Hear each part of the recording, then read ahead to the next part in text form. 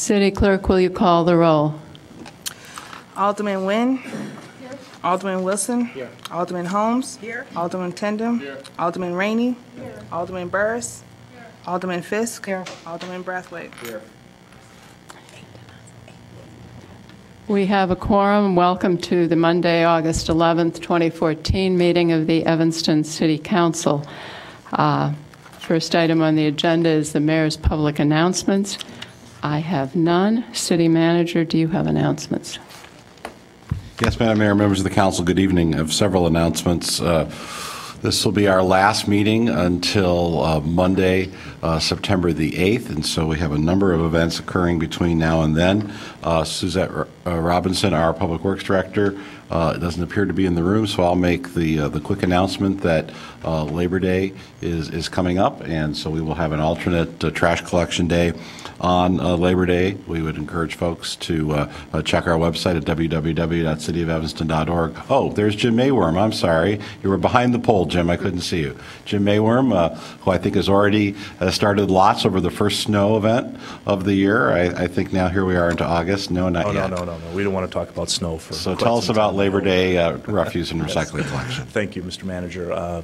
Madam Mayor, members of the City Council, unfortunately, in 3 short weeks, we are going to be celebrating our Labor Day holiday, which is always wonderful, but it does mean that there'll be some disruptions to our solid waste, recycling, and yard waste collection. On Monday, September 1st, no solid waste or yard waste collection will occur, nor will there be any recycling. Every solid waste and yard waste will be 1 day later during the week. Recycling will be back on its normal schedule by Wednesday of that week, which would be September 3rd. And I really don't want to talk about snow just yet, so. Don't. Yes. Any questions? Or? All right. Thank you very much. Another event that will occur between now and our next council meeting is our annual community picnic. Evanston residents are invited to attend the community picnic, the city's final summer festival before the start of a new school year. The picnic will be held from noon to 5 p.m. on Sunday, August 24th at Ingram Park right here behind the Civic Center at 2100 Ridge Avenue. Admission is free. The event will feature food, games, activities, and entertainment. A free shuttle bus will be provided with stops at city facilities throughout the community. To view the shuttle map and schedule or to volunteer, please visit our website at cityofevanston.org/picnic. So that's coming up on August the 24th. Another event that's occurring between now and our next council meeting is Streets Alive, and Natalie Watson, who is one of the organizers of the event, is here. Natalie, if you could come up and tell us a little bit about the event.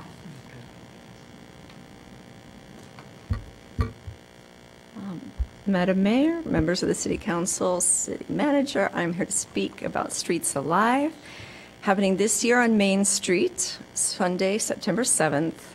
Streets Alive is an open street. It's one of the most exciting developments in the Livable Cities movement.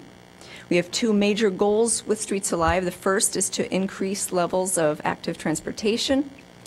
The promise of livable, sustainable cities will depend upon most people choosing to walk, bike, or use public transit. We want to rekindle desire for these healthy, green social habits. The second goal is to collectively reimagine and repurpose our public spaces. We want to bring people from all parts of Evanston to come together and enjoy the streets, our largest public spaces. On September 7th, Main Street will be packed with fun activities, performances, and demonstrations for people of all ages. Come for the music, theater, dance, interactive art, and poetry. Come for the life-size chess, the imagination playground, and acrobats. Come engage your political representatives in dialogue. Come for the biking and skating, food, yoga, Zumba, basketball, bike safety instruction, hula hooping, limbo, and much more. Most of all, come to meet your neighbors, spend quality time with your families, and enjoy your streets. And this is a free event. We are very grateful to the City of Evanston and Citizens Greener Evanston for presenting Streets Alive and for all the sponsors and partners that make it happen, especially Evanston Bike Club, Evanston Township High School, REI, and Southeast Evanston Association, and the many sponsors, partners, participants, and volunteers. For more information, our website is evanstonstreetsalive.org. To help us make the event even better, we've started a crowdfunding campaign at Indiegogo. We also need lots of volunteers signing up at Volunteer Evanston. Thank you for your support. Thank you. And one last update, perhaps not as exciting as some of the others we've talked about this evening, but with the crazy weather that we have had and the coming fall, we have seen an increased number of rats in the community. And I've asked Avonda Thomas, our health director, to come up and talk a little bit about that. We have some 311 data we'd like to show you up on the screen as well. So, Avonda, if you could talk about that. And then in addition to rats, as I know many of you are aware, when we get to the fall months, we're already beginning to get some reports of skunks in the area. So I thought with a month up between council meetings, it would be good to not only cover some of the issues with rats, but also to inform folks about what we're doing about skunks. So, Avonda. Sure. So, good evening, Honorable Mayor Tisdale, council members, City Manager Bob Quitz, Avonda Thomas Smith, Health Director, talking to you about our lovely rodent activity. Exciting topic I love to talk about all the time. I just want you to be aware of the volume that we are experiencing at this time, and there are many variables that contribute to the volume. One is, of course, just human behavior. One is harborage, vegetation, overgrowth, high grass. Some contributing factors are some additional construction that's going on, water main breaks where we're disturbing the actual foundation, and how our weather is responding. We had early rainfall earlier this year than we anticipated, so many variables, and so we know that strategically to address this rodent activity, it takes a community-wide effort. And just the map that is being displayed right now gives you an idea of targeted areas where we're receiving the most service requests. And it's not, honestly, that we have more rodents in our environment, but it's also more awareness how you can address it. People are getting real savvy at making 311 requests. And people are noticing that when they see the first level of rodent activity to call that number, 847-448-4311, to inform us, and then we can track those service requests. So just want to give you an idea of the volume since January to June of this year. We've had over 171 current open rodent complaints, and that means that we're still continuing to follow these service requests. Again, that's about 170 across all wards.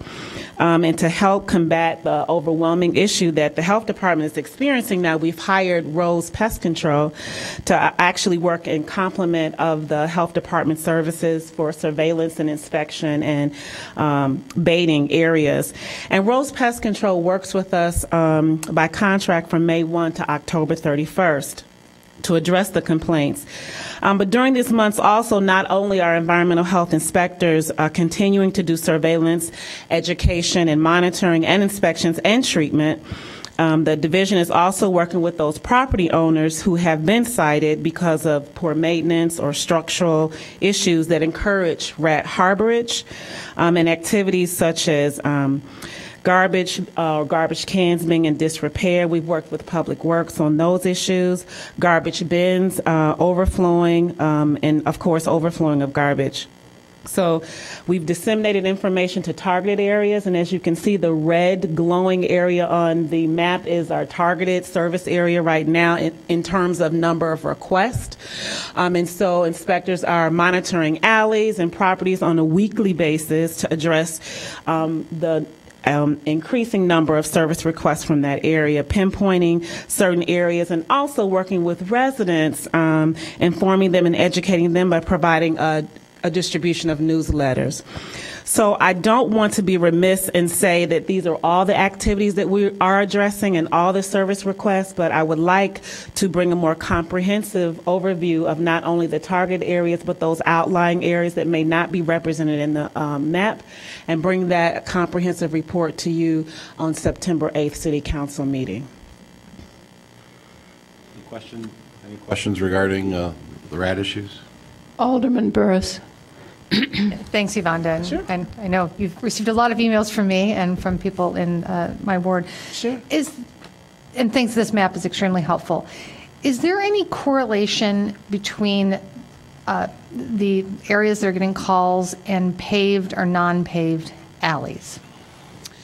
I just don't know if there's, I'm trying to figure out of causation for certain target areas. I know density is obviously an issue and property maintenance, but are there other environmental issues that could be contributing and how we can address it? So thanks. Sure. I mean, we'd have to kind of look at an individual-based alley because some of it is density, some of it is there is vegetation, some of it is poorly maintained garbage cans. So honestly, from alley to alley, every alley, we find something different. You know, and again, the target areas are the number of service calls, but the variables are varied. So it's difficult to answer that. It would have to be like an alley by alley situation. Alderman Rainey. Well, I can tell you the two areas identified in my ward are paved alley areas. Okay. So, however, I do have a suggestion. Yes. And it really goes to Public Works. There are bags of yard waste that are not properly stickered in alleys all over my ward, and piles of brush that people have cut down that are not bundled properly. So we put stickers on them, we're not picking them up, they stay there, they're piling up. Sure. And every time I see them, I think it's perfect, living space for these kinds of rodents. So I'm suggesting that, for example, when people put out garbage that has to be a special pickup, and we bill their water bill, we go out and pick sofas and mattresses and things up, that we do a special pickup for all this brush that is all over the alleys and bill the people, I don't know, 15, 20, whatever the amount that you figure is correct, and just get rid of it all. Because I know that there are some piles that have been there for 2 years, and I am remiss in requesting that it be removed. And I know we sticker it saying you've got to bundle it properly or bag it or sticker it, but it doesn't do any good in some cases. Sure. So if we could just get that stuff cleared out, I think it would be a big help. Rainey, I'll pass that information on. That's a good suggestion. Okay.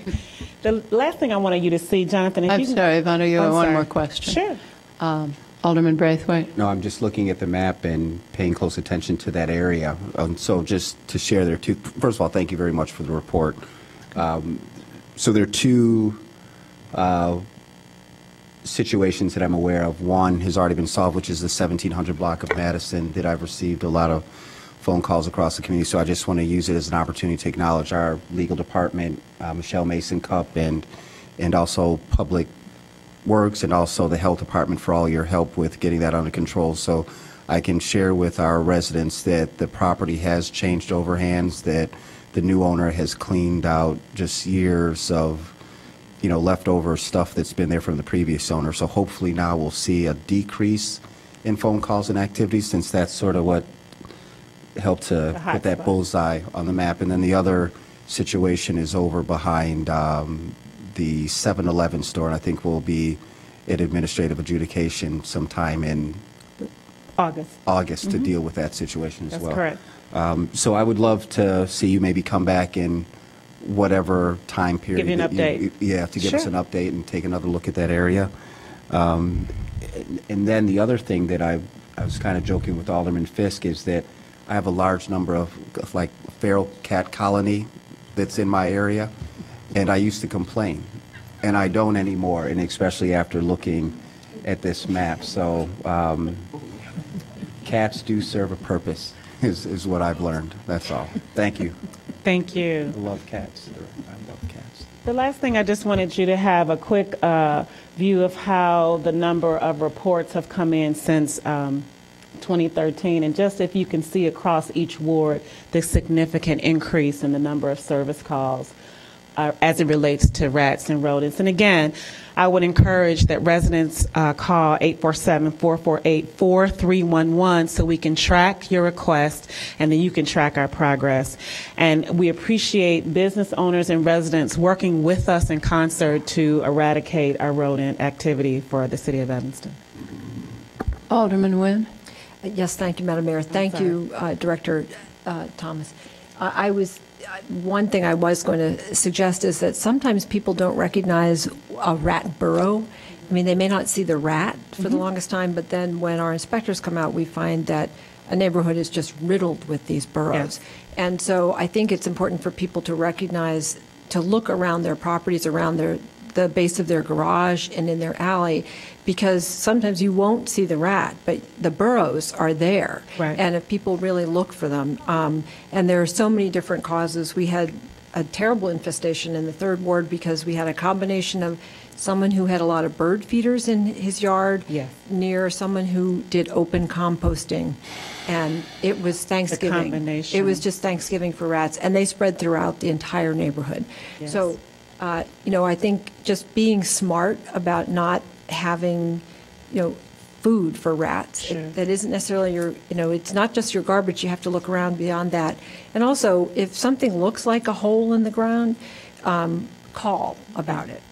And I appreciate you saying that. When we go out and do the inspections, we try to educate the resident and the neighbors, because you're right, there's so many burrows that some of us assume that are in alleys, but they're actually along the pavement and the sidewalk and near the home and under the home and under the porch. And we try to educate residents on what to look for. And the burrows can be very small and many. And usually when you see one entrance, typically they don't find the exit, and there are many exits to the burrow. And so we try to educate the residents and give them a newsletter to kind of show them what a burrow looks like, what it can look like. And what we did last year was we provided a rodent academy for all of our field staff. So our field staff, who are, utilities workers, public works workers, to help us identify those burrows that residents are missing and help us to stay on top of where the herbage could be. So we're educating our staff as well as our residents to try to strategically address this issue. Alderman Fisk.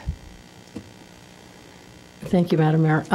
Well, the boroughs are roughly, at least in the 1st Ward downtown, roughly the size of the bottom of a wine bottle. And because I had some residents who were actually in the planters were putting empty wine bottles into these holes. Tell me, how many litters of rats can we're talking huge numbers. We are, and I don't have that number before me, but I can follow up and get you that information. And I'm going to correct my colleague, Alderman Braithwaite, and say that rather than feral cats, terriers are the answer. So we need a little terrier crew out there too. No comment. And Director Thomas Smith, maybe if you could just say one or two quick words about what we'll be doing with skunks. Sure. Again, if we see skunks or animals of any concern, because it is seasonal, to please call 311 so that we can be responsive. We are seeing an increase at this time of the number of skunks. Possums, raccoons, etc. And so we want to make sure that residents are aware that they can call 311 for assistance, and the correct department will be responsive to that as well. Alderman Rainey. Rhonda, tell me what you think they say on 311 when you call and say, "Oh, I just saw a skunk and it squirted stuff." What is the response to that? I think, like any service request, they would try to get the address of the complainant and try to get information from the person complaining to forward that request on to the animal control warden, and then the animal control warden will respond. The hope is to get as much identifying information as it relates to location and who to follow up with. And sometimes everyone doesn't like to report their name, and that's fine. But if we get a location, we can kind of do an investigation that way. So you don't think people are told, "Oh, I'm sorry, the city doesn't handle skunk issues. You have to call a private contractor." I'm not sure, Alderman Rainey. I think we should check on how those calls are handled, because people get really turned off if we tell them to do something, then they call us up and say, "Here's what I was told." I can follow up and get back to you and report back when I come back to council, if you'll allow me, on the 8th. Okay. Thank you. That concludes my reports. Thank you. City Clerk, do you have communications? No. Thank you. Next item on the agenda is citizen comment. due to the number of speakers, if you can limit your remarks to 2 minutes and 45 seconds, we will get through this in 45 minutes, possibly, probably not. But we can try. I'm going to go first because John Mintier came to my office today and wrote this out, and I promised to read it.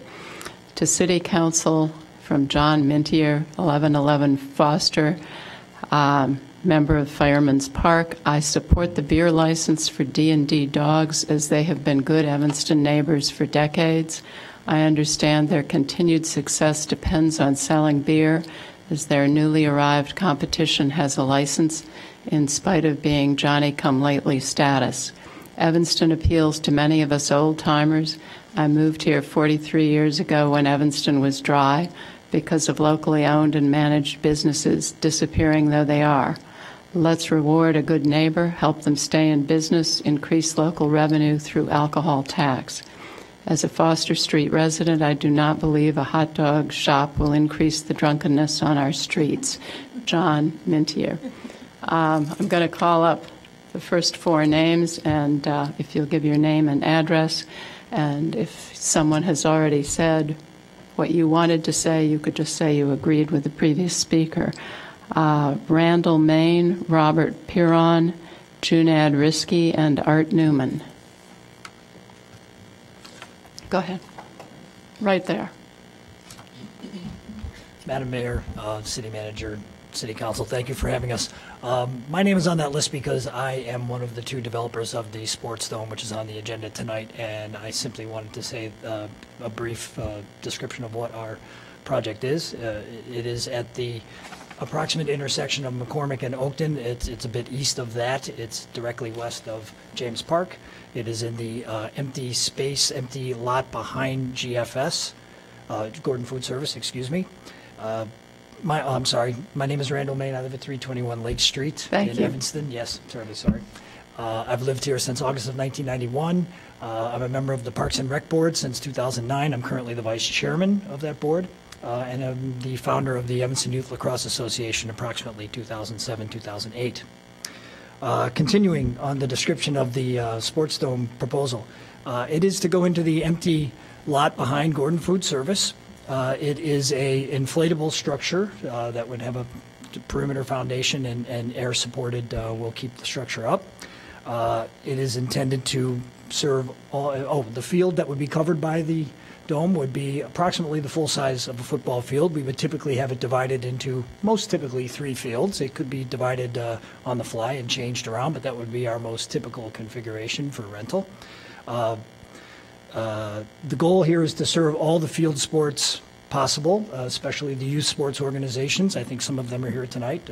Hopefully they'll speak.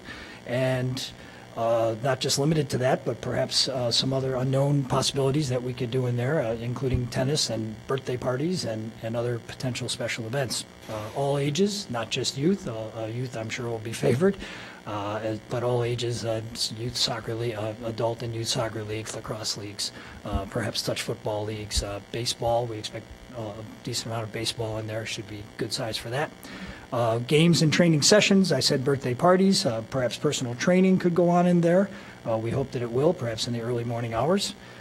Sports camps, perhaps of our own making, perhaps not. Our intention is to be a great complement for James Park. And I look forward to working with the Park and Recs Department with regard to our scholarship program, as I've worked out with Bob Dornicker. I'm going to stop there and thank you, and I am eager to answer any questions as they come up as the evening progresses. Thank you very much.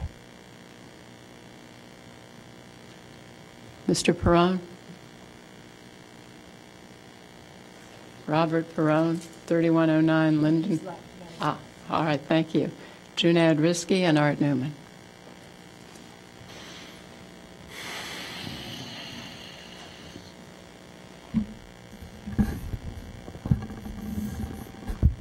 Junad Risky. I have a novel idea to help the police and fire pension funds. I suggest we give the pension funds an equity position in the water sales.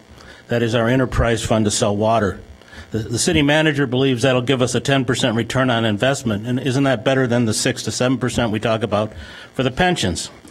Of course, we keep on suggesting this is a gold mine, so why not give our firefighters and police officers a chance to invest? We can hire another consultant and put the value on the water business, of course. But I think besides being, I really say that with a lot of sarcasm, because, of course, the current contracts we hold are underperforming with Skokie and the Northwest Water Commission, so we don't really have any value, and the business is in the red, and we're subsidizing it. And frankly, we have no takers for the new contracts. And what's interesting and quite troubling to me is that, again, we're talking about possibly subsidizing a water pipe to other suburbs. We can't do our own capital. And frankly, I don't think anybody wants to invest in this business. But it's really not a business because it's supported really not through revenue. It's supported through basically continued rate increases on the residents. And I don't think there's much interest here to understand what's going on the part of the council. And I keep on suggesting this is a much worse problem than the police and fire pension funds. And I think some people on the council should take an interest in this. And I realize what you did basically before, you want to just continue on with study after study after study on the reservoir at $30 million. Well, that, as you all know, is a 20% increase on people's water bills. And frankly, that's of no value to us. With all the other problems here, if the city ever comes to grips with this, water bills could easily double quickly in 2 to 5, I believe, in 5 years. The public should understand one thing. There's one white elephant in this room, and that's the pension. But the other elephant in the room, basically, is the water fund of the city. There's two, not one. Thank you. Hi, my name is Art Newman, and I represent D&Ds. And there's a special order of business, SB3, that's on the agenda tonight that I'd like to speak to. D&D's got denied by the liquor commissioner for a Class D liquor license. They have been on Noy Street for 41 years. They have 22 employees. They already have a liquor license that I was part of the approval for when I was still on the council. They pay $46,000 a year in real estate taxes. In the year 2013, they paid the city $23,496 in liquor tax. They are the anchor of Noy Street. Other businesses come and locate on Noy Street because we have, in part, a diverse group of businesses there. In terms of granting them a license, 4 of the commissioners recommended passage of this license. Nobody voted against it except the mayor. And when I say that, these are not easy decisions, and I respect very much the mayor and her judgment. But we respectfully disagree because our hours of operations are much more limited than the recent competitor of D&D's that did get a liquor license. We're only open 11 to 5, Monday through Saturday, 11 to 8, excuse me, 11 to 5 on Sundays. We have longtime employees who all will be trained. We have special scanning machines for IDs, and we are very interested in staying competitive with other businesses on the block.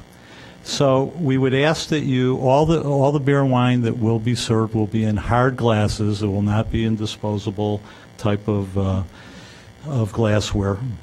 The cashiers, as I said, will be trained. How do you differentiate D&Ds from other applicants? Tom DeVicas, who's been there for 40 years, cares about our community. He has a generous record of providing service in the neighborhood. He already has a liquor license that's been approved. His record there is spotless. He's a risk in the sense that he's going to be here for a long time. He's not a risk that he's going to violate our ordinances. He's going to work with our city staff in a constructive way and do whatever it takes to comply with the law. One of the owners, Tom and his son is the manager, are present 7 days a week. Every single hour that this store will be open, one of the owners will be there in the foreseeable future. You can trust D&Ds to follow the law. You can trust them to continue to be good citizens, and I would hope very much that you put them in a position to be competitive on their own block where they have been there for 40 years. Thank you very much.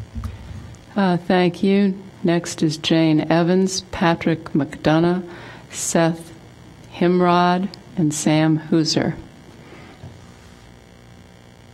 Good evening. I am Jane Evans. I'm at 813 Gaffield Place, and I am speaking for myself, my husband, and my next-door neighbor, Ed Newman and Linda Lewandowski. We wanted to go on record to express our support for D&D Dogs as a neighbor that's located a block and a half from our houses. We live at 811 and 813 Gaffield. We've lived in this neighborhood for 26 years and have considered D&D Foods to be a great neighbor and a true asset to our community. Our families have thought long and hard on the subject of liquor license on Noyes Street, as many of you know, and we have voiced our concern about D&D obtaining a license when that happened. We consider both DMK and D&D Dogs as fast food establishments, and actually D&D Dogs menu is a bit more extensive than DMK Burger. Now that the precedent has been set to allow DMK to serve beer and wine with food, it is only fair to allow the same level playing field for D&D Dogs. We believe D&D Foods also has a great track record for carding anyone purchasing liquor, and we are sure they will continue to do their due diligence in the restaurant. That's very important to us because our neighborhood already struggles with issues related to drinking. We consider the shops on Noyes to be part of our neighborhood, and for 40 years, D&D has been a great neighbor. We want to give D&D Dogs the same business advantages that have been given to DMK Burger and Fish, and D&D has been a great supporter to our neighborhood. And as we have said before on this issue, we have no problem with beer and wine as long as it accompanies food. It must accompany food. And we know that D&D Dogs agrees. And lastly, at this time, I just would like to reiterate that in Evanston, there is a tremendous need for a tiered liquor license system. This should be, and in this, there should be a license for beer and wine that must accompany food. Thanks for considering us on this issue. Thank you. Thank you for having us, as always. Madam Mayor, Mr. Manager, Council, our media friends are here, and those friends and family and neighbors at home.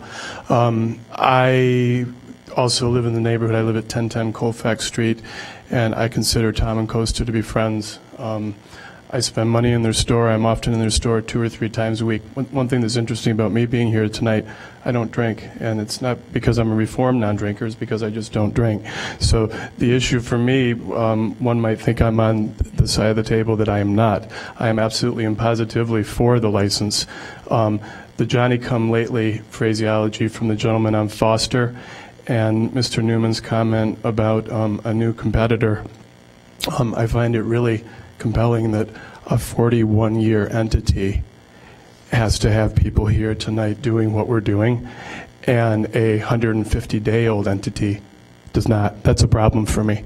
I also find it interesting that there are 4 people on a committee, and the 4 people on the committee that gave the green light to the license, all 4 of them gave the green light. I don't know any of the people on the committee. I've been on 4-person committees. Often low-count committees can become more contentious because there's more time to debate. I respectfully and hopefully ask that all of you positively give D&D this license. They do act in a responsible fashion.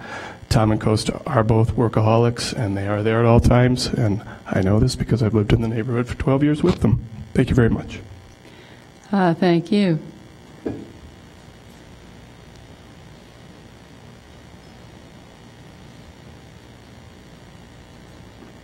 Good evening. My name is Seth D. Himrod. I live at 1718 Crane Street in the 2nd Ward. I am the director of the Evanston Junior Wildcats. We're celebrating our, that's a football and cheerleading program for 1st through 8th graders, celebrating our 20th year. It's my 15th year in the program, my 4th year as a director. I just wanted to speak on Randy and his group about the Sports Dome. I've been a part of this community since 1971. I've played sports here. I've coached Evanston baseball. I've coached several of the aldermen's grandchildren and children. Anything that can get our children in a positive activity, any sport. The other sports will speak, whether it's soccer, baseball, whatever, cheerleading. I think it's a very positive thing, and it's something that we need. So I just wanted to put my 2 cents in there and say that Junior Wildcat football supports it wholeheartedly. We're based in the 5th Ward and family focused, and I serve about 180 families. So thank you. Thank you.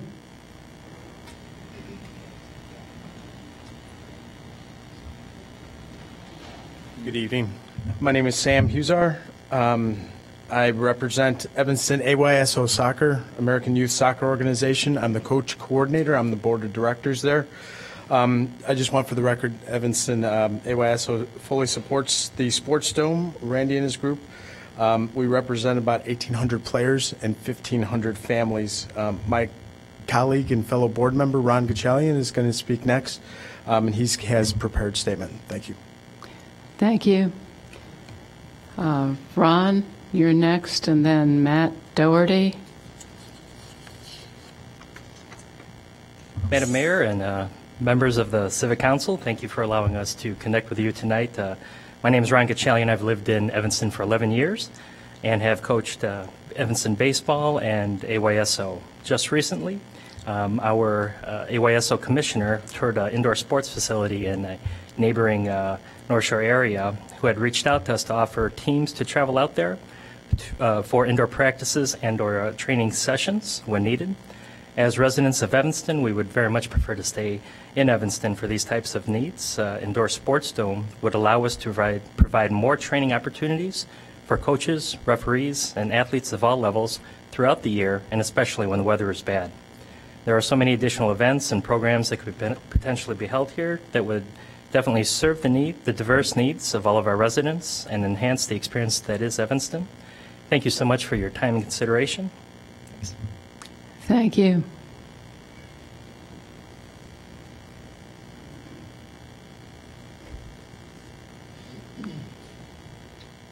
Good evening. Matt Doherty, 2122A Maple Avenue, and I would like to agree with the endorsement of the license for D&D, and it's based on, I realize I have voiced opposition to some of the liquor licenses, and I still, I'm of that mind, but I'm also not going to throw out common sense and fairness. And we have set a precedent, and I think we need to abide by that.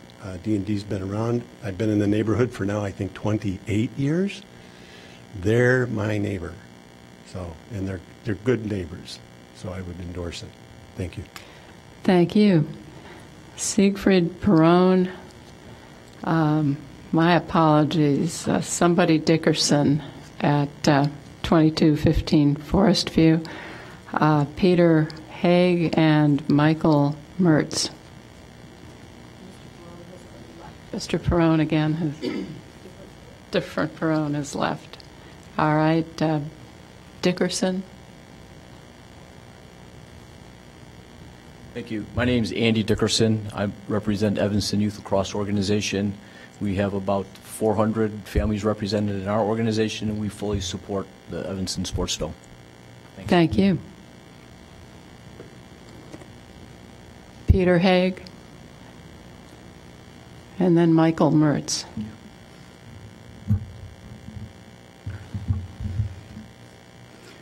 I'm Peter Haig. I'm at 1302 Davis Street. And by now I trust that the council has had a chance to review the 65-page proposal on the bicycle plan, as well as the one you were given last week, an additional 260 pages of additions to that proposal. I would have brought it, but I can't lift it. Both of these proposals were given to you with 3 days' notice. 3 days. I believe, and I think all of us do, that having a more bicycle-friendly community is a good thing. I was in the survey, the initial one, and I answered that in the survey. Still, I strongly believe that the plan itself is far from the best way to achieve this end. The plan makes a basic assumption that protected bike lanes are safer than bike lanes. This is unsubstantiated. There is no data to back that up. If anything, My personal experience indicates that protected bike lanes may be less safe because they give cyclists an unwarranted feeling of safety. We saw that at the end of June. The plan itself is based on an American model, looking at 4 American cities where any real improvement is subjective at best. It ignores the European model, which is clearly functional. The European model focuses on 4 primary areas. Education, so that bicyclists and motorists peacefully coexist and are reminded to do so. They treat each other equally and with respect in Europe. It focuses on slowing of traffic, speed bumps, and other ways to slow traffic. They focus on protecting intersections. Planters in the middle of intersections are common. Circles are common because bicyclists get hit at intersections where the bicycle paths don't go. And finally, they have equal enforcement of traffic laws, which is totally foreign in America. In so many European cities, bicycles and motor vehicles coexist safely and peacefully. No American city can make that comment. Yet staff's plan that they will present to you tonight focuses only on the American idea of counting protected miles. Mr. Hague, I need you to wrap up, please. I strongly encourage this council to reconsider their proposal that was approved last week to slow down and fully consider the community change of substantial impact. Alderman Wilson said that the plan is not perfect, and he's right. But Evanston deserves better. We can have a better plan. We should have a better plan. And with this council, we will have a better plan. Thank you. Thank you.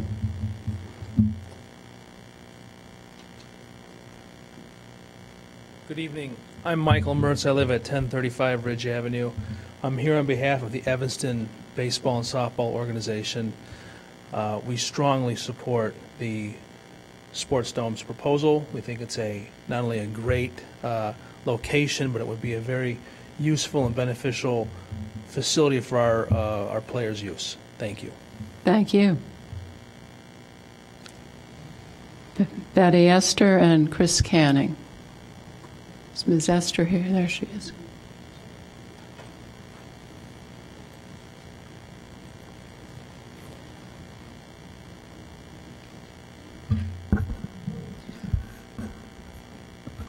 Good evening. My name is Betty Esther. I stay at 2031 Church Street. I'm speaking on the P1, which has to do with the Evanston Sports Dome. I am not against that. Indoor facility for kids to play and have fun, I think it's the best thing in the world. I do have a question, though. In the package, during the discussion at the P&D, there was an amendment to say that they will suspend the rule and talk about finance.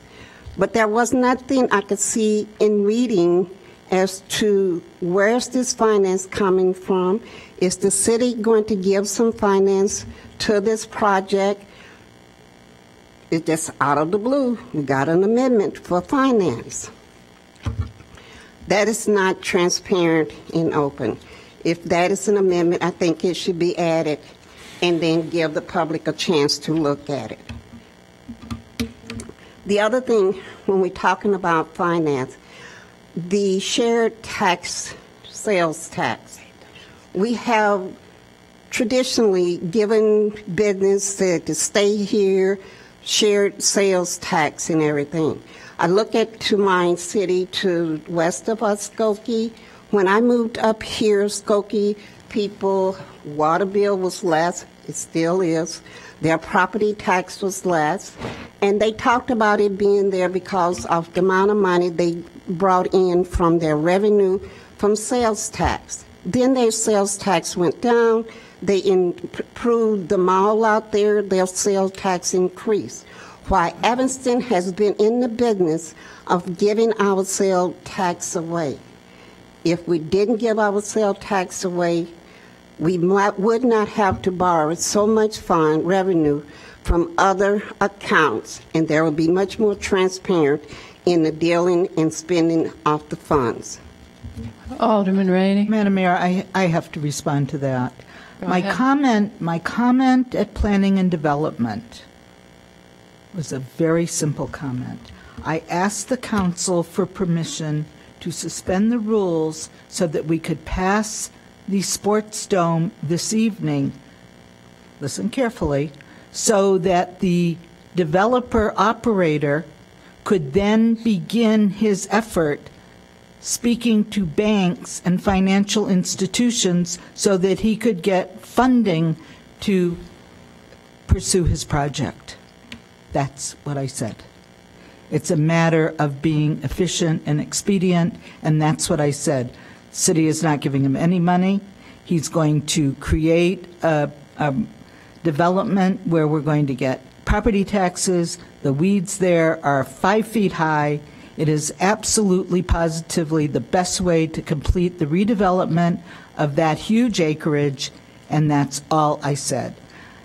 You know, we have enough problems, Ms. Esther, in this town that you don't have to make them up. Didn't make up anything. Yes, you did. The Okay. finance was not This discussion clear. is You over. just had it, what you just said. I thank you for that. You're welcome. That is very clear. You're welcome. But it wasn't clear You're during the thing. Thank you. And that's why Thank you. Thank Mr. you for Canning? helping me make it clear.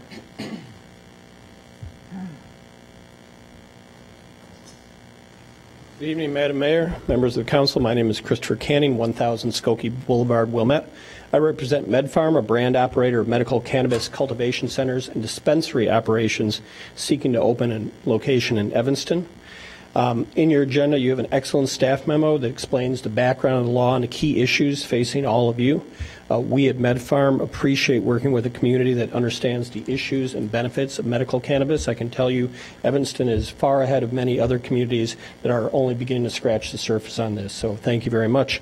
I'm here to ask you to vote for the approval of Resolution 59R14, authorizing approval of the medical cannabis dispensary location at 1800 and authorizing the manager to execute letters of contingent lease approval for the city-owned property at 1800 Maple. What that will do is allow not only the MedFarm, but any other medical cannabis dispensary location that would be interested in that location to receive a letter from the city and include it in their packet when they apply for a license to the state of Illinois, which is a key issue that is necessary in the licensing process. So we ask not only for MedFarm, but for anyone else who is interested in opening a location at 1800 Maple to approve that and that letter to be issued as quickly as possible. Thank you very much for your consideration. We look forward to a positive vote on the staff recommendation as well as the committee recommendation. Thank you. The last two speakers are Peggy Tarr and Junad Risky.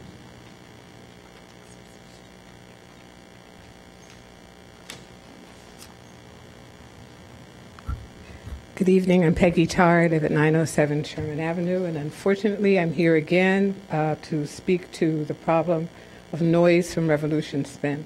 I sent a letter addressed to the city manager and Police Chief Richard Eddington, and I'm going to read that letter.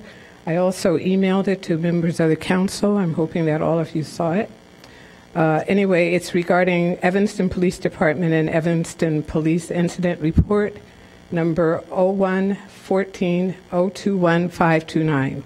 I was able to pick up a copy of Incident Report in that number, hereafter referred to as report, from the Evanston City Clerk's office on August 8th, 2014, after filling out an FOIA request on August 1st.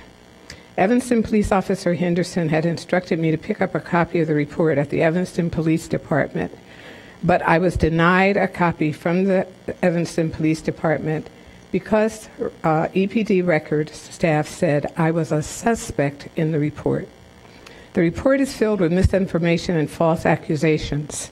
No one from the police department ever interviewed me about the report's content. So based on this and the Evanston Police Department's refusal to respond to noise complaints about Revolution Spin, and Officer Henderson telling me to stay off Revolution Spin property and not contact anyone associated with Revolution Spin without telling me at that time that a report had been made, and this unsubstantiated report, I don't believe the Evanston Police Department and the City of Evanston intend to treat me fairly. This is very much like experiencing life under former Chicago Police Commander John Burge. The name of the person filing this report is blacked out, but the owner of Revolution Spin is the only member of Revolution Spin staff with whom I had a telephone conversation. The veracity of what was said during that conversation and the veracity of TAR's actions in the report will be challenged.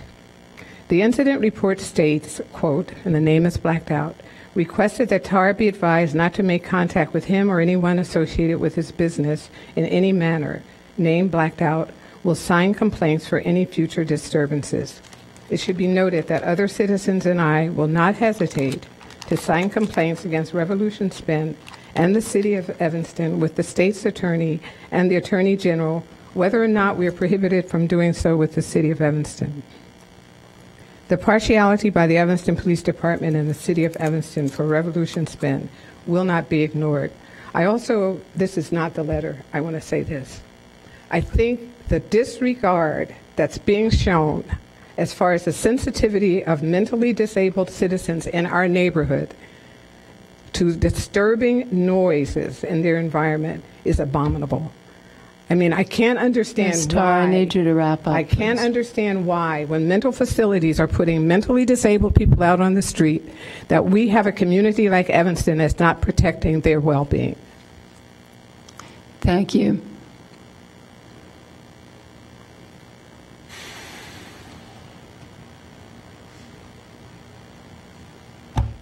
Janad Risky. I'll speak on a few non-agenda topics. I guess, every speakers come up here and say they've been residents for a long time. I've been a 30-year resident here. So I thought I'd probably say that. I haven't said that at many meetings, maybe not at all. But let's talk about a few things. This place in the garage, for instance, has the city completed the work there and put the floor in yet? I'd like to know. For 10 years, or at least this place has been unrented at a loss of the taxpayers' money for 10 years, and no floor was put in. You have to wonder why no floor was put in and no mechanicals or anything done. I mean, frankly, we lost a lot of money, and we don't have a completed project. You have to wonder how the city would have even given self-occupancy for the building. Of course, it's the city's building department. And criticizing citizens for not knowing what's going on here. There's so much confusion in the things here. In my own case, I was looking at this next theater thing. I don't know if the alderman understood what you did, but basically you signed an agreement for somebody to pay $75,000 from rent they didn't pay for 2 years, and then you go and give them a new lease for another year. I don't know, is that a good business practice? Well, it's not much. It's really, I couldn't figure that out from the staff's memos and how it was written. The memos here are very poorly written of what's going on with half this stuff. So to criticize any citizen for coming up here and saying anything when half the stuff isn't even explained correctly, and half the stuff it's written in there, well, Wally will renegotiate after the fact, and it's not brought in front of the council, it's a pretty interesting situation. So any citizen that's being under criticism here for not understanding what's going on, it's ridiculous.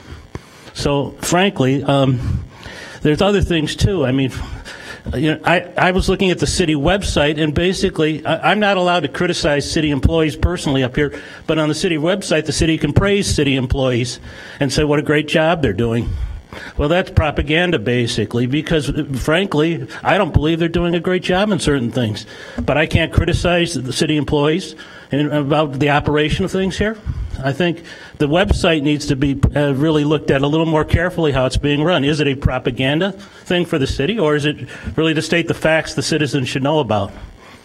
And if transparency is interesting. And finally, the last item, this whole issue with the methane. The city has never said why the city's investigating it. Way back in the middle of December or January when you talked about this, you made a silly thing, said the kids are running their sleds down the hill, and it's running James Park Hill, and that's why we're looking for methane. That was ridiculous.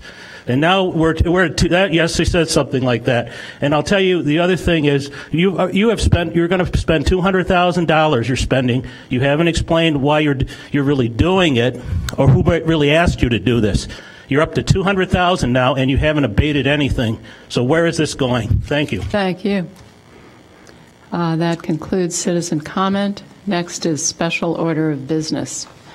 City Manager, the second quarter financial report for fiscal year 2014. Yes, Madam Mayor, members of the council, we're 6 months into our fiscal year budget. I've asked Marty Lyons, our Assistant City Manager and Chief Financial Officer, to give a brief overview of where we're at and to answer any questions. Mr. Lyons, good evening. Good evening, Mr. City Manager, Madam Mayor, members of council. Tonight we'll be presenting the second quarter report, and in many ways this report is reflecting a continued stability that when I looked at last year's report, there were a lot of similarities. And I'm going to go right into the report so that we have time for questions. Overall, though, you'll see that the general fund is tracking as expected, and so are our enterprise funds, where most of our operations are also conducted. So where is the general fund? We're a little bit below budget on revenues year to date. Last year we were slightly higher, but if you recall during the budget process, we did raise our revenues in sales and income tax and in real estate transfer tax. Given that, I think we're performing very well. As you note from the second bullet point, we did actually receive a major building permit at the end of July, so that'll be recorded in July, which will take our revenues back up above budget for the year. We certainly don't want to say that, well, we're above at the end of July, everything's rosy. We'll be looking at total revenues and expenses, especially through the third quarter, to make sure that we've accounted for all of our expenses, last year's snow expenses, this year's salt expenses for our coming year. We'll be evaluating all of those items. But that being said, I think we're in very good shape on our revenues, and I'll get through that in detail. Expenditures, we're running about 0.5% below what we did last year. We're running behind, but this year we're stating clearly that just as last year happened, we have 3 pay periods in December. So in that time frame, just when we close our books on a cash basis each month, we don't record the fact that we're going to have that third pay period in December. Still be 26 paychecks for the year, not an additional amount. It's just the timing of the expenses. So we don't accrue for payroll every single month. That would be a lot of work for not a lot of value.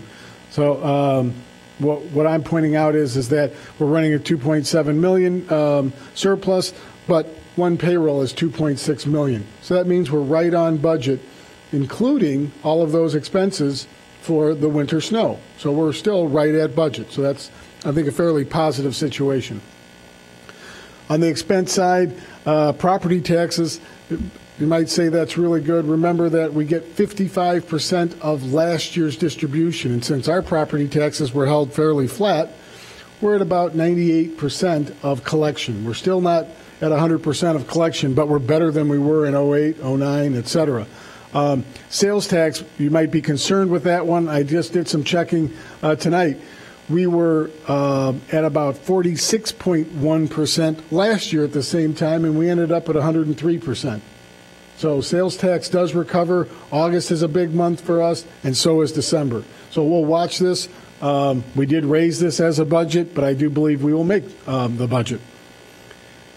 Income tax, we raised that substantially, and it's still beating budget. So that's a very good sign overall for the Illinois economy.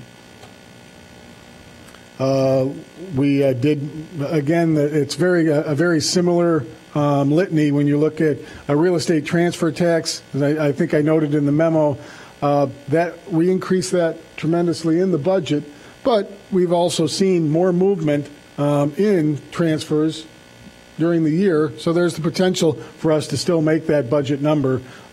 Summer is going to be a busier time than, say, the first quarter of the year.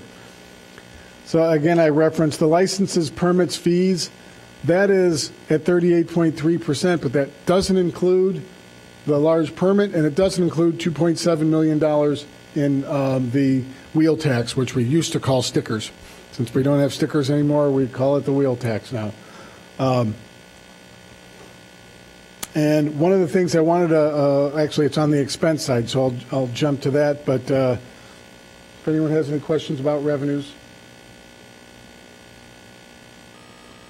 So I just went through those highlights fairly quickly, where we're at with property tax, income tax running very strong, and the permit revenue. So I just popped through those while we still had the table up. Expenditures, again, we're running fairly well. Just a cautionary tale for that extra payroll that will show up. So at 46.7%, we think we're going to be tracking close to our budget number. One of the critical things about our expenses for this year compared to last year, this year we've got budgeted additional transfers included in our numbers. Last year we said, let's look at the end of year and do some additional transfers. So this year we have $1.5 million approximately in those additional transfers, and that was to keep the debt service tax levy low and to send just over $900,000 to the capital fund. On a planned basis, let's not wait and see how the year ends. So given that additional amount of transfers, we're still running at budget. So enterprise funds, this is a very common slide and picture of this slide. It's looked like this each year. Parking, sewer, and water all have capital projects that usually fire off later in the year, meaning that they'll start at May, June, July. So we won't have all of our invoices in for those projects. Our revenues are running they're running better than expenditures in each case. And I'm going to jump to what my notes are. So we're running fine on revenues. We are concerned a little bit with the water and sewer because of our summer so far. We have had decreased pumpage like we did about 2 or 3 years ago. So we'll have to watch that as we go through the year. Fortunately, we're finally in 2014 when the IEPA loans will start to fall off. I've been talking about that for 4 years, and even with a $250,000 approval tonight, we will still have less debt service on that IEPA loan situation in the sewer fund that will help us keep that rate right where it's at into the future. The solid waste fund, it continues to, I'm going to go back, it continues to operate at a surplus each year, even though we started it off in a big hole, where we started it off in a deficit fund balance. Each year, through operational efficiencies, we've been able to nibble away at that fund balance deficit, and I'm hopeful at the end of this year we'll be down another $100,000 to $200,000, or 2 to 4% of revenues beating expenditures. So, and this budget also includes. We did reduce the general fund transfer that would be property tax subsidies.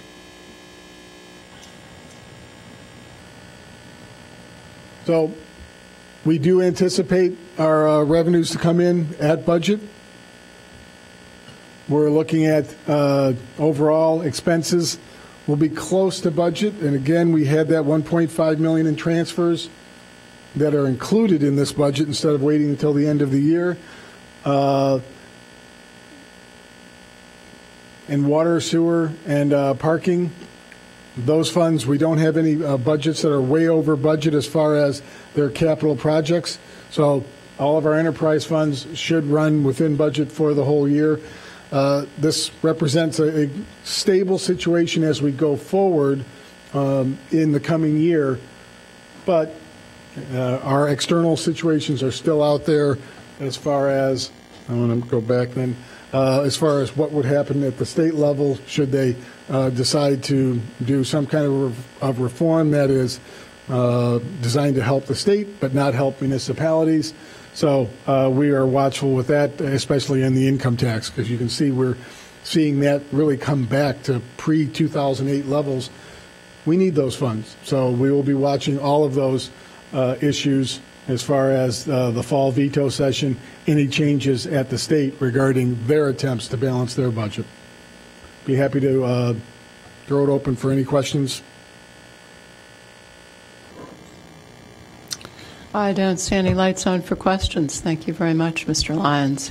Thank you. And Madam Mayor, members of the council, as you know, we're gearing up for fiscal 2015 budgeting. We've provided you information on meeting dates at a previous meeting. We have asked the departments for a 3% budget reduction, so we are collecting that information now. It's about $1.5 million in the general fund, and we're going to propose ways that would be reallocated to meet some of the city council's goals moving forward.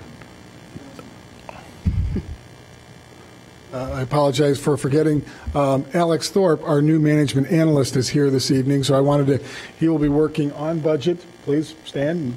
Now you have to sing a song. No, you don't. He is a brand new member of the team who started a week ago, and will be working mainly on budget and our New World financial system. And Thank you. Welcome. Comes from the county of Cook. Aforesaid.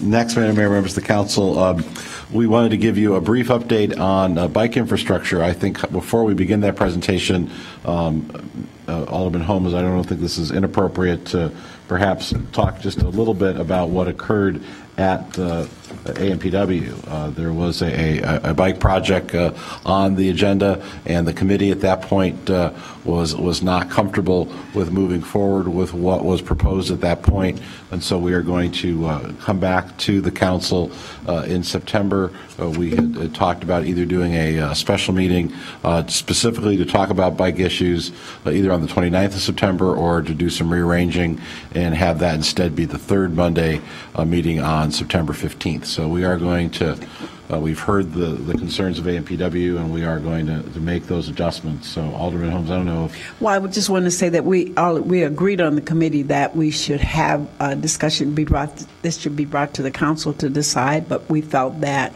since there seems to be so many questions and we keep beating this to death, rather than do that, maybe we would be better off by having a special meeting either the 3rd or the 5th Monday in September, and that would be a part of our report tonight. But we could do it now and not have to go through the same scenario in terms of having the presentation and then continue to have lots and lots of questions about it. So, Madam Mayor, Ms. Robinson is here. I think that events have probably overtaken this presentation, and I think that rather than go through, I think you're familiar with the ordinance that was passed. You're aware of the sort of the pending projects, but I think what we'll do is we'll come back next month and we'll spend a little bit more time not only talking about the Chicago Avenue Sheridan Road, which is really the major project sort of at bay at this point, but there's also, as you can see, about a half a dozen others. So, Director Robinson, we'll just come back and do this presentation as part of the larger discussion in September. So, Madam Mayor, that concludes the presentations. SB 3 is a legislative special order business, if you'd like to introduce her. SB 3 is Ordinance 98-014, increasing the number of Class D liquor licenses for D&D Dogs Incorporated at 825 Noyes Street. Alderman Fisk requests the council adoption of Ordinance 98-014, which reverses local liquor control commissioner denial of Class D liquor license and permits issuance to D&D Dogs. Suspension of the rules is requested for introduction and action. Alderman Fisk, did you want to speak to that? Yes, thank you, Madam Mayor. Could Corporation Counsel just direct us what the proper procedure is here? I'm ready to move that we reverse and overrule the mayor's rejection of the Class D liquor license application to D&D Dogs. Second. Madam Mayor, members of the committee, members of the City Council, sorry. Michelle Mason-Cup, Deputy City Attorney. The ordinance that is in your packet outlines the requested course of action. If adopted, it would reject the mayor's decision and reverse it, and it would direct the issuance of the license immediately. It doesn't come back for an additional ordinance to pass the action. Just a point of clarification. Just a point of clarification. Go ahead. Should we be referring to as the mayor, or this is the liquor commission? That's where I was reading from the ordinance. I know, but I'm just wanting it correctly, because I think that's what we're doing. It's not the mayor, but the liquor commission. My apologies, the local liquor commission. Okay, thank you. Thank you. Oops, sorry, Dolores. Well, I think I'd like to speak to the reasons that I denied the application. Certainly respect the business, which has been in business for a long time, and the owners have done a tremendously good job of running their business and being a good neighbor, etc. So it was no reflection upon the character of the people who own or the people who work at D&D, nor was it any reflection on their Greek salad, which I buy occasionally. But it was a concern. D&D Dogs has chosen the name D&D Dogs. I didn't choose it. And there are plenty of other establishments in town with the name Dogs who will then, in other wards, be requesting liquor licenses as well. So I think it's an issue both for the neighborhood of D&D, but also for the neighborhoods throughout Evanston as to where we do and do not want to have liquor licenses. So that's an issue for me as the local liquor commissioner. It's an issue for all of you because it impacts your wards as well. One gentleman who was in favor of D&D told me that you can have beer in Germany at McDonald's, and that's terrific for Germany. I wasn't sure that I wanted to do that. So at some point there is an issue of, do you say no, or do you simply accept all requests for a liquor license? And so that was my reasoning, and I would like to reiterate that it's easy to give licenses. It is not at all easy. As one alderman told me, you can always take it away. You cannot.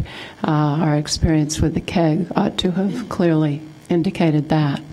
So that being said, Alderman Tendam, I think you're next. Thank you, Madam Mayor. My issue is exactly as you stated with regard to the precedent or forwarding of more liquor license or beer and wine license in places that are, if not hot dog stands, are perceived as such. And my concern is somewhat singular, because the one place in my ward that is perceived as a hot dog stand sits in the middle of an intersection. It's not at the intersection, it's in the intersection.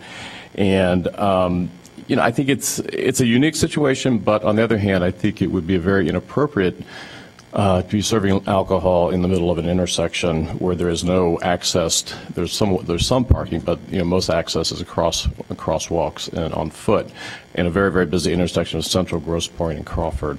If someone could convince me that somehow this wasn't going to be a possibility for something that is truly a hot dog stand, and particularly this one, which I think is problematic, I would certainly like to support it, but given my thinking that it's going even further in the wrong direction, I would be concerned about my own the only location in my ward. So that's my only issue with this. And I know that D&D is a fine, very nice food establishment, grocery establishment. I certainly wish them well, but I do have that concern. Thank you, Alderman Rainey. Well, I think it's unfortunate because of the name of the restaurant. We're indicating some bias towards it as a hot dog stand. I would consider Bill's Hot Dog at Asbury and Howard a hot dog stand. There's no seating. You stand up, you go in a line, you get your food, and you leave. D&D is not like that at all. In fact, they have one of the best outdoor cafes around because it's not out on the sidewalk sniffing exhaust from everybody's tailpipes that drive by. So I think it makes a big difference. Furthermore, not all the hot dog stands in town already have exhibited the responsibility it takes to have a complete liquor license in the attached grocery store. Everything from, fine wines to beer to vodkas, tequilas, every kind of spirit imaginable is on their shelves. And so I think they're truly different than a hot dog stand. They're not a hot dog stand. They're a hot dog sit-down. They're not a stand. They have tables and chairs, and outside they have a cafe on their property, fenced in, and it's just not a hot dog stand. So while it might help the anti-position to refer to it as a hot dog stand, it is not a hot dog stand.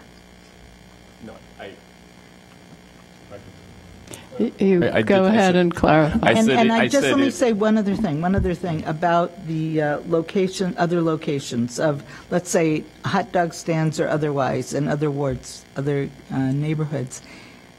Everything has to be handled based on the individual applicant. And, there might be a good reason not to issue a liquor license to somebody that you're concerned about. But we're not talking about that with this applicant. This applicant has to be considered on his own merits, and so does the applicant wherever you're referring. Everybody has to be considered based. Nobody's entitled to a liquor license. I understand it's that, not a right. But what is the legal difference how could we actually stop it? Just because we don't like their location or don't like their menu versus D&D's menu? Not the menu. I know it's not the menu. And Little Island is not a hot dog stand. They have a pretty... They're not under consideration here tonight. But I'm just worried about the precedent that it sets, and that it would be... I don't see any way, if we go in this direction, there is any way to stop every hot dog stand and anything or restaurant perceived as a hot dog stand to have a license. So whether they may not want to, but I think there's no way we could stop it based on personal likes or dislikes. The mayor stopped this license after giving a license to the people next door. So obviously there's a way to deny a license. She figured it out. We're just not supporting it. We might support her next denial. Alderman Fisk. Thank you, Madam Mayor. And Alderman Tendam, I want to try to help, too. I think Alderman Rainey's trying to help, and I'm trying to help. You understand that the way, and please correct me if I'm wrong, but the way our liquor ordinances are written, we can deny. It doesn't establish a precedent. If it did, then the first one we approved, we wouldn't have to consider any others because it would be done. But we have the legal responsibility and opportunity to say no, so that when an establishment in your ward, if you come to the full city council and you say, I have a problem with this for reasons A to Z, then the city council can consider that and say no. I think that I understand what you're trying to do, and I think behind that is a struggle with fairness. But as Alderman Rainey said, each individual case, and again, this is the way we issue liquor ordinances, every individual case is different.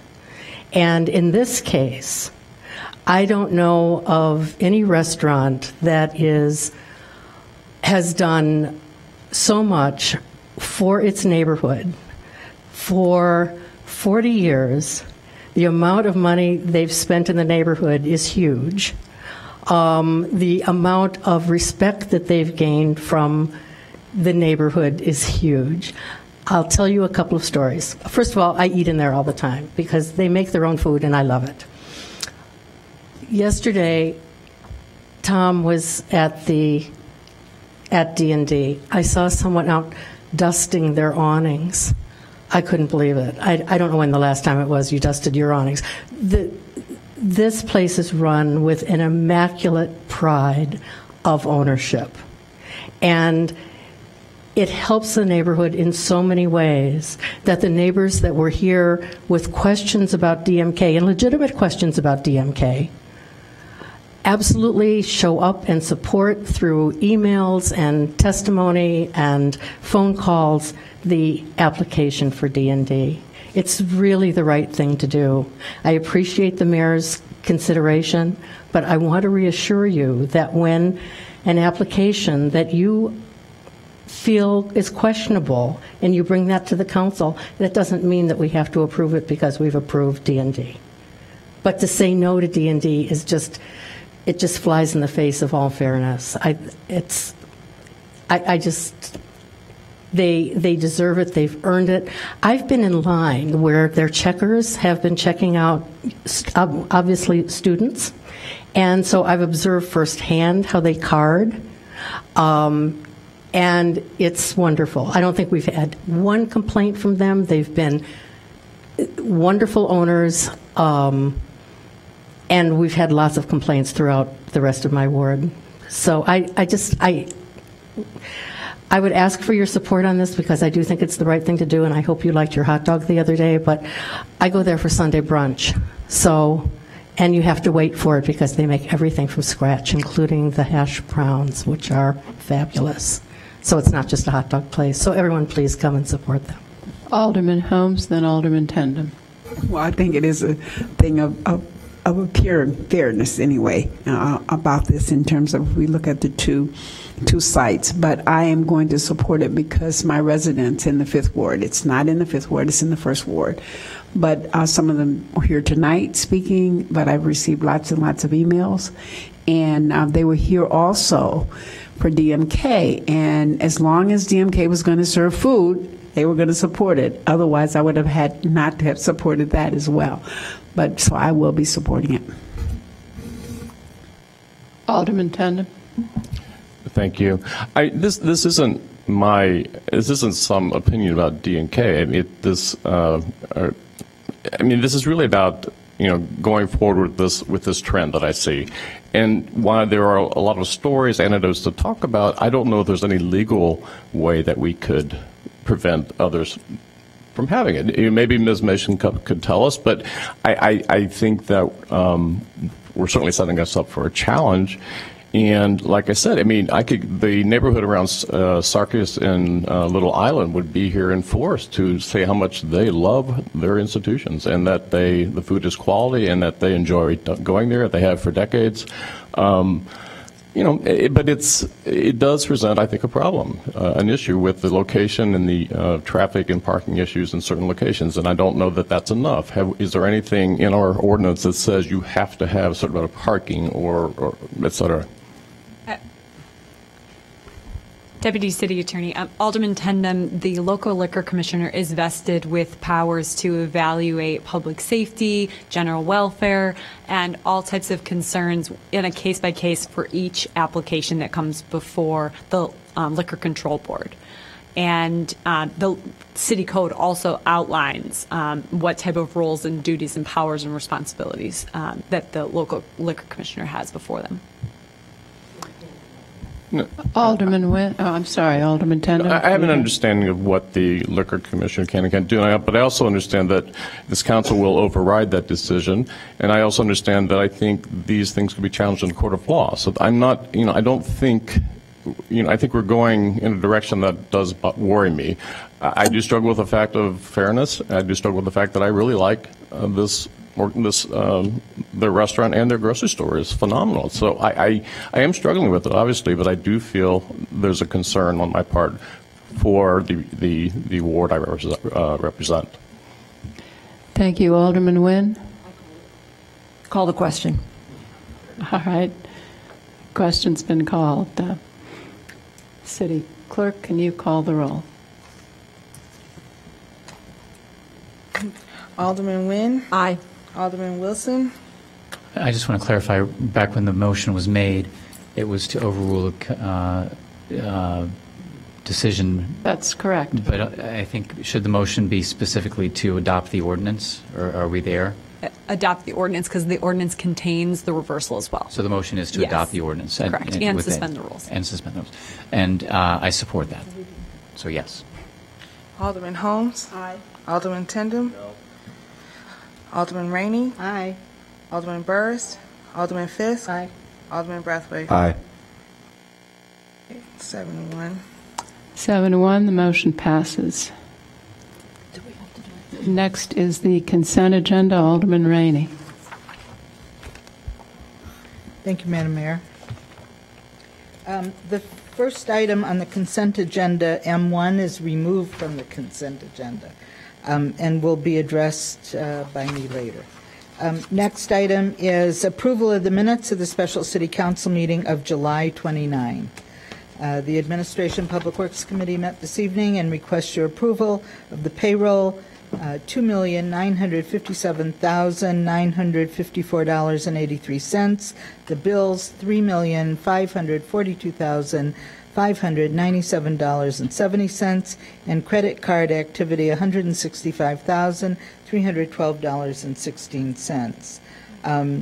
We ask your approval for a contract to purchase one tractor-drawn rear tiller steered 100-foot aerial ladder truck for Evanston Fire and Life Safety Service Department from Pierce Manufacturing in the amount of $1,016,811.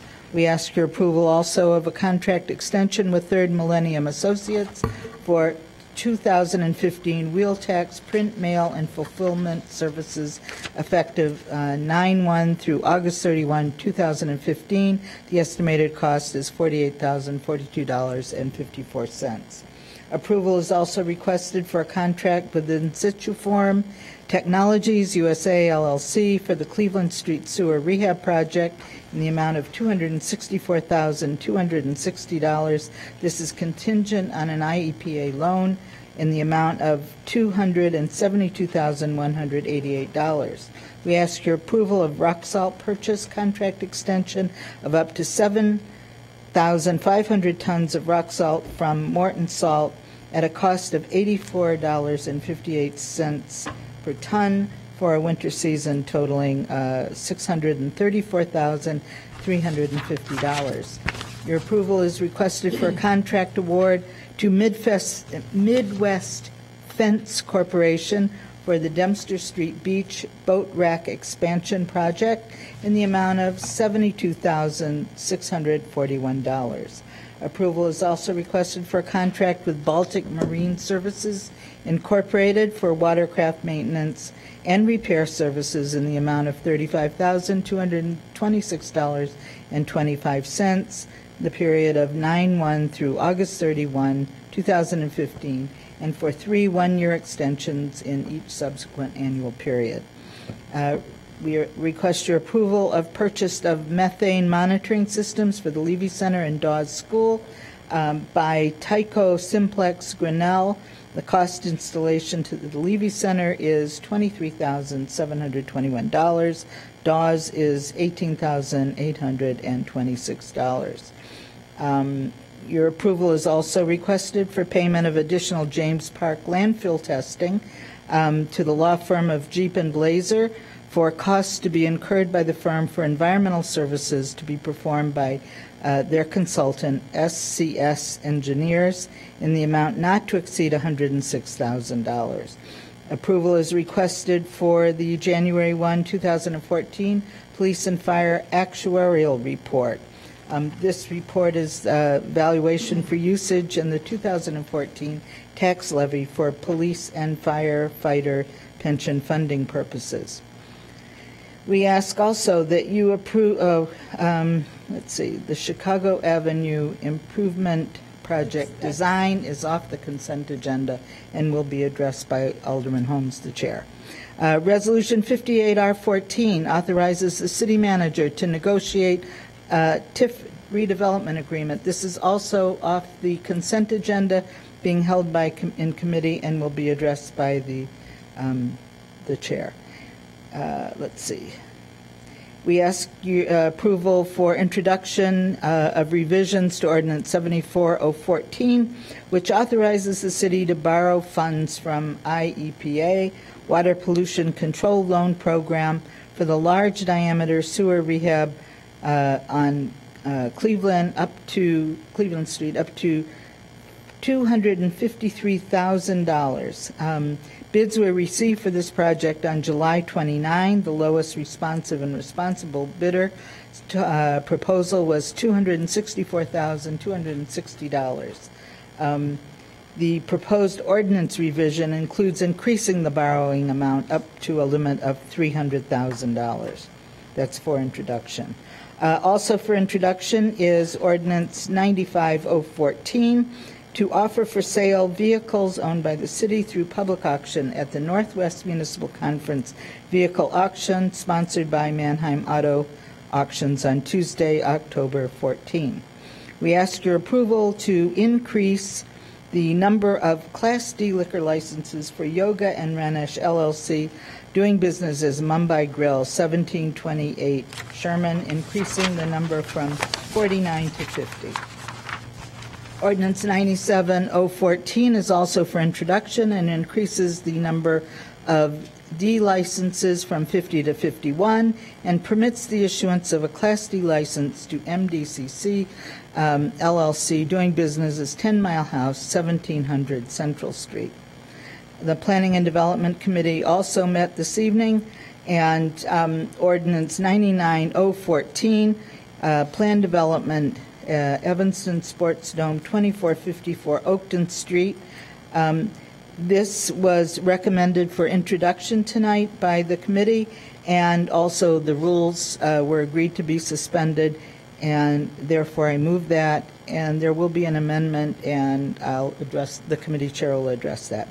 The Zoning Board of Appeals and city staff recommend City Council adoption of Ordinance 101-014, granting major zoning relief for building lot coverage, impervious surface coverage, north interior side yard setback, rear yard setback, and a parking variation for a 4-story, 7-unit multifamily residence at 910 Hinman.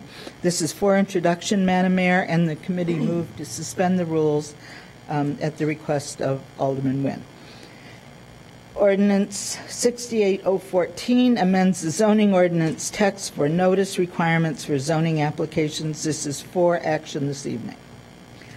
Ordinance 81-014 amends the zoning ordinance regulations for neighborhood gardens, urban farms, and rooftop farms. This was introduced at July 28 and is for action tonight. Also for action is Ordinance 92-014, extension for Church Street Village Plan Development at 1629-1691 Church Street.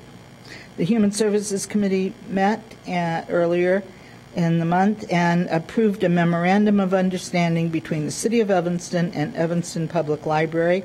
It contains a revision to the description of the surface parking lot in response to concerns raised at a previous meeting on July 7. This is for action. Resolution 59R14 is also for action and authorizes approval for a medical cannabis dispensary located at 1800 Maple Avenue in a city-owned building.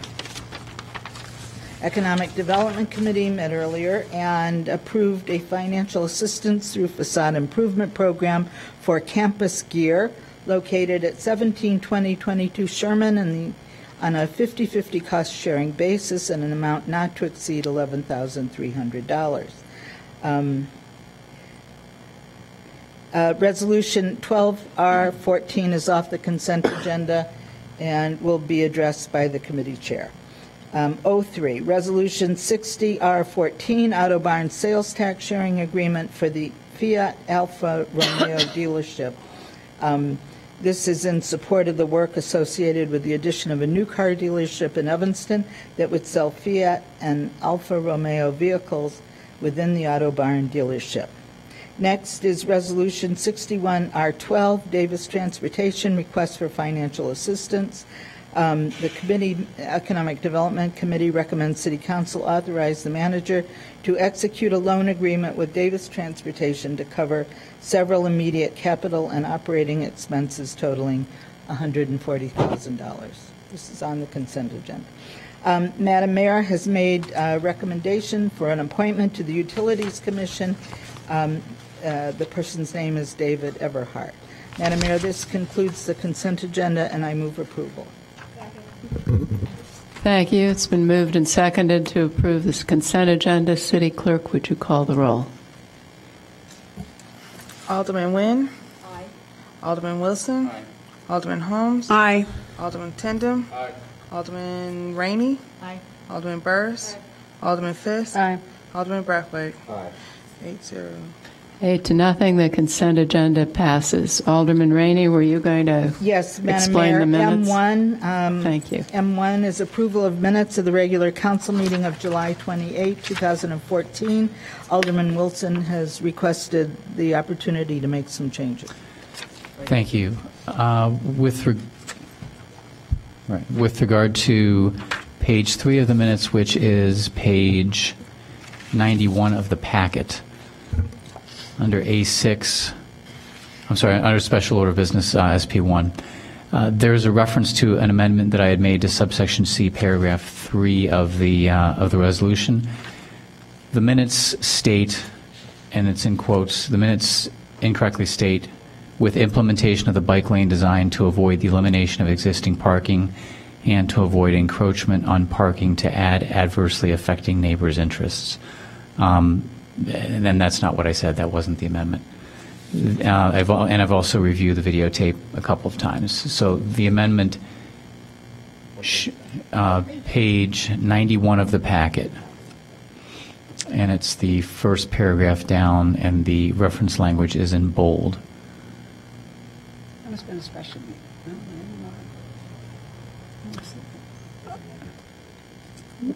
It was no, because it was when it was drafted, it was incorrectly drafted because it reflected the language in the minutes, which is not correct. So, unfortunately, the resolution needs to be corrected to have the correct language. And upon searching my recollection and to make sure that I recalled correctly, watching the videotape, the correct language should read, and it's typed up and will be circulated in. But the correct language should say, with implementation of the bike lane to be designed to avoid elimination of existing parking and to avoid encroaching on parkways or adversely affecting existing trees. The way it wound up getting written up in the resolution kind of implied that it was supposed to adversely affect existing trees, which is not my intention. So I want to amend those minutes, and I'll give the clerk the correct quote. Okay. Second. And in conjunction with that, also direct that the resolution itself be corrected to conform to the correct language. Thank you. All in favor say aye. Aye. Aye. Opposed? The ayes have it. Now it's Alderman Holmes. Yes, Madam Mayor. A5, the approval of the Chicago Avenue project design.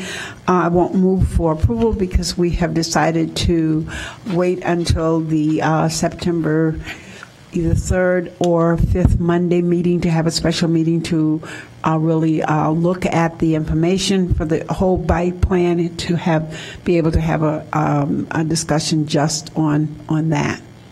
So then I'd move to A6, the resolution 58-R-14, authorizing the city manager to negotiate a TIF redevelopment agreement regarding the Evanston Plaza Shopping Center. It was Alderman Brathwaite asked that be held. I don't know if it's to the next meeting or a date certain, or to the next meeting. So to September 8th, I think it is. Okay.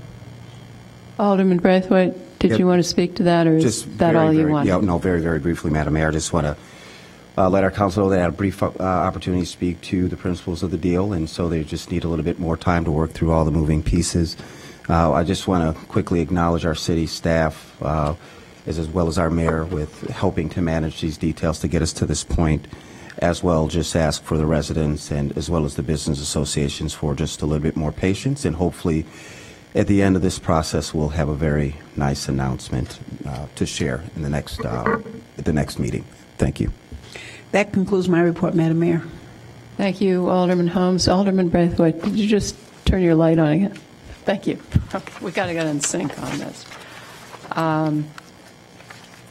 Alderman Rainey, Planning and Development. Thank you, Madam Mayor. Item P1 was moved for introduction and suspension of the rules. And at this time, I would like to move an amendment to the Plan Development Ordinance.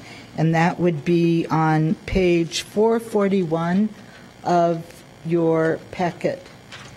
And there is a section D on page 441 that refers to 30-minute gaps between commencement of the various field starts.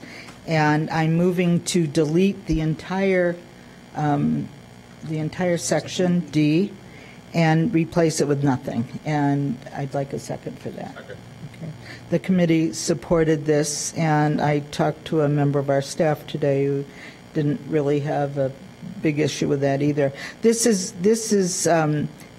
to do with not stacking cars and the ability of people to find parking spaces. And we've established now that in addition to the 76 spaces on the site, on the Sports Dome site, there are now 10 spaces from our good neighbor Gordon Foods. They've donated 10 sports spaces.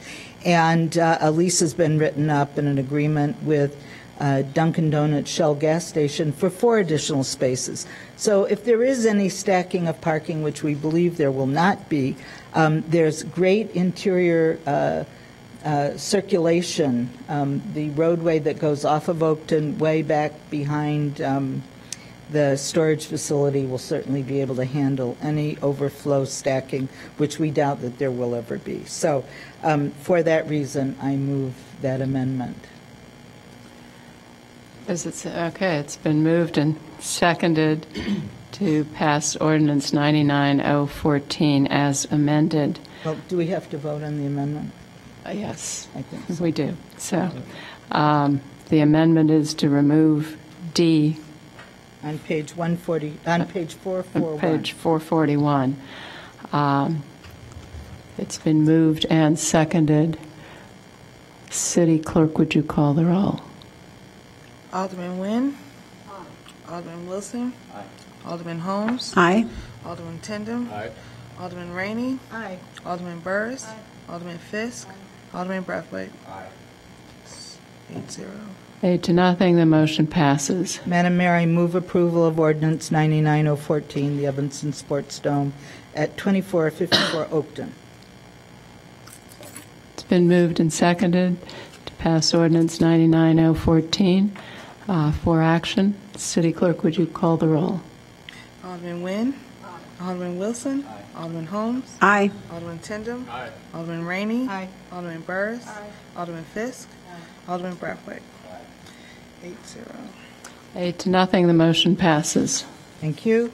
Madam Mayor, ordinance 101014, granting a major zoning relief for building lot coverage, impervious surface coverage, setback, and parking at 910 Hinman was moved for introduction and suspension of the rules. I now move approval. It's been moved and seconded to approve ordinance 101014. City Clerk, would you call the roll? Alderman Nguyen. Alderman Wilson. Alderman Holmes. Aye. Alderman Tindem. Alderman Rainey. Alderman Burrs. Alderman Fisk. Alderman Brathwaite. 8-0. 8-0, the motion passes. That completes my report. Thank you. And, economic development, who's the chair? No one will admit to being the chair. Thank you, Alderman Nguyen. I'm sorry, Madam Mayor. 02. It's 02 was taken out, yes. Thank you, Madam Mayor. With respect to item 02, Resolution 12R14, authorizing the city manager to execute a sales tax sharing agreement with Autobarn Motors, I move approval. Second. Alderman Rainey. Thank you, Madam Mayor. This is the most wonderful project that I know of recently, and I support it wholeheartedly. However, we do have a good neighbor policy in here based on the location of Autobarn and the extraordinary impact some of their traffic is going to have and the size of the vehicles coming and going. And therefore, something was, I believe, inadvertently left out of the good neighbor policy.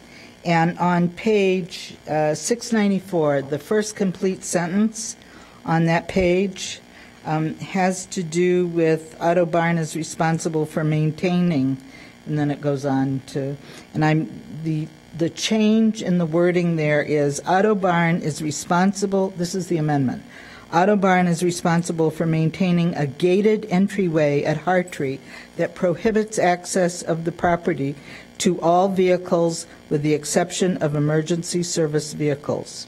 That's it. Thank you. And this is something that they stated at the outset before they even really got into this whole project that they would be willing to do. So that's being added to the good neighbor policy. All right. Let's have a vote on the amendment to the good neighbor policy. I'm thinking we could just do a voice vote. I think on we that. could. Yeah. All in favor of the amendment to the good neighbor policy, say aye. Aye. Opposed? The ayes have it. Madam Mayor, I move approval of Resolution 12R14, authorizing the manager to execute a sales tax sharing agreement with Auto Barn Motors Limited. Second. It's been moved and seconded to pass Resolution 12R14. City Clerk, would you call the roll? Alderman Nguyen. Alderman Wilson. Alderman Holmes. Aye. Alderman Tindem. Aye. Alderman Rainey. Aye. Alderman Burris. Alderman Fisk. Alderman Brathwaite. 8-0. 8-0, the motion passes. That concludes your report. Excellent. We are at call of the wards.